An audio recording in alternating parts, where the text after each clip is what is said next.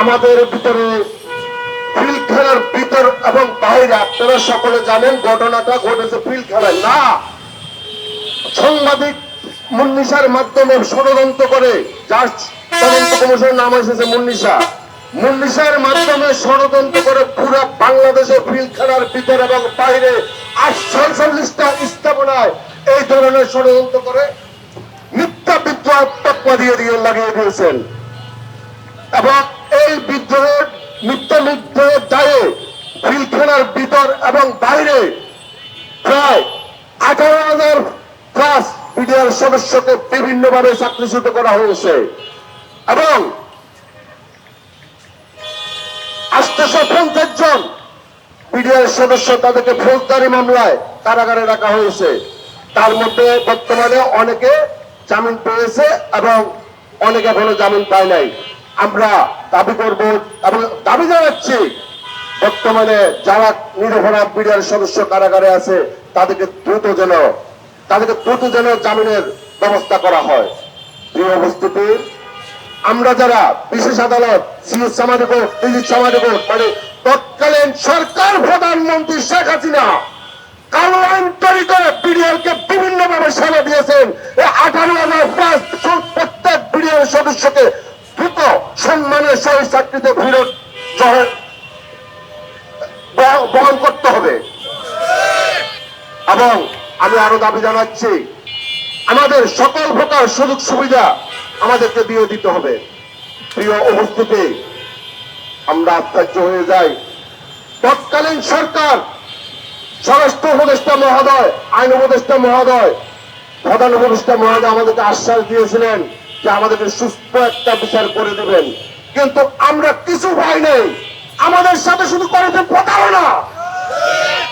বর্তমান বাংলাদেশ সরকারের মাননীয় প্রধানমন্ত্রী আপনি হলেন, আপাম জনতা বাংলাদেশ সকলের মাথার নয়নমণি। আপনি ভুলে যাবেন না, আপনি বাংলাদেশ প্রেসিডেন্ট জিয়াউর রহমানের ছেলে, আপনি তিনবারের প্রধানমন্ত্রী আবসীন বেগম খালেদা জিয়ার ছেলে।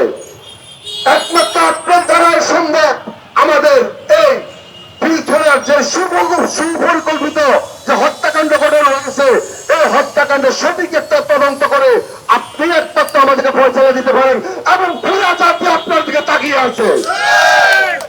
আমরা চাচ্ছি এবং আপনাদের দাবি জানাচ্ছি মেজর জেনারেল আলম ফজলুর রহমান সাহেবকে যে একটা শর্তযুক্ত স্বাধীন তদন্ত কমিশন গঠন করে দিয়েছিলেন, ওই সত্যযুক্ত স্বাধীন তদন্ত কমিশনে ২-এর উপধারাতে লেখা আছে পূর্বে যাদের বিচার হয়ে গেছে তাদেরকে ব্যতি রেখে না, তদন্ত যখন সকলের হয়েছে, অতএব প্রত্যেককে এর আওতায় রেখে আমাদেরকে সুযোগ সুবিধা দিতে হবে। এবং পূর্বের আলমুর রহমান ফজলুর রহমান স্যার বলে গেছেন রিপোর্টটি জনসম্মুখে পাবলিক করার জন্য, কিন্তু তৎকালীন প্রধান উপদেষ্টা মহোদয়, আইন উপদেষ্টা মহোদয় এবং স্বরাষ্ট্র উপদেষ্টা মহোদয় এটা জনগণের সম্মুখে প্রকাশ করেন নাই। আমরা চাই মাননীয় প্রধানমন্ত্রী তারেক রহমান স্যার আপনি দ্রুত এই তদন্ত রিপোর্ট জনগণের সামনে প্রকাশ করে জনগণকে বুঝতে দেবেন এই হত্যাকাণ্ডের সাথে কারা জড়িত, নাকি পালক নাকি অন্যান্য কোন কর্মকর্তা, এটা প্রমাণ করে দিতে হবে। বিড়িয়ার দোষী না, বিড়িয়ার বিদ্রোহী না, বিড়িয়ার হত্যাকারী না, আমরা দাবি জানাচ্ছি। প্রিয় উপস্থিতি, আমি আবারও বলছি পূর্ণ তদন্তে করবেন নাকি তদন্ত কার্যক্রম শুরু করবেন মাননীয় প্রধানমন্ত্রী, এটা আপনার ব্যাপার। যাই করেন আপনি দ্রুত করবেন, তবে কারাগারে আমাদের যে সমস্ত বিডিআর সদস্য ভাইরা আছেন তাদেরকে আপনি দ্রুত মুক্তি দিয়ে তারপর আপনার কার্যক্রম করুন।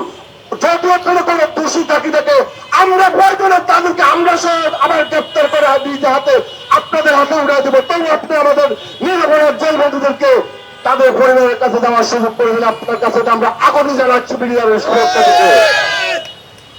আমি পরিশেষে বলবো, আমরা মাননীয় প্রধানমন্ত্রী, আমরা 18,519 জন বিডিআর সদস্য, আমরা বললাম আমরা তৎকালীন সরকারের পরিস্থিতি শিকার, আমরা কোন বিদ্রোহী নয়, মিথ্যা তকমা দিয়ে আমাদেরকে বিদ্রোহী বানানো হয়েছে তাদের অপকর্মকে ঢাকার জন্য।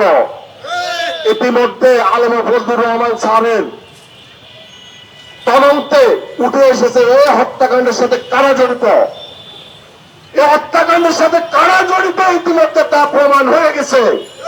অতএব এই হত্যাকাণ্ডের সাথে যারা জড়িত পরামর্শদাতা এবং পরিকল্পনাকারী হত্যাকারী প্রত্যেককে পুনরায় দ্রুত গ্রেপ্তার করে বিচার শুরু করার জন্য আমরা দাবি জানাচ্ছি। এর ভিতরে যদি আমাদের কোন পিডিআর সদস্যরা যদি আপনারা প্রমাণ পান অবশ্যই তার উপযুক্ত বিচার হবে, কিন্তু নিরপরাধ কোন পিডিআর সদস্যদের এই বিচারের আওতায় না থাকে এই ব্যাপারে আমরা দাবি জানাচ্ছি। পরিশেষে আমি আর বক্তব্য দীর্ঘায়িত করব না। আমি সকলের সুস্বাস্থ্য কামনা করে এখানে শেষ করছি। আল্লাহ হাফেজ। বিডিআর কল্যাণ পরিষদ জিন্দাবাদ।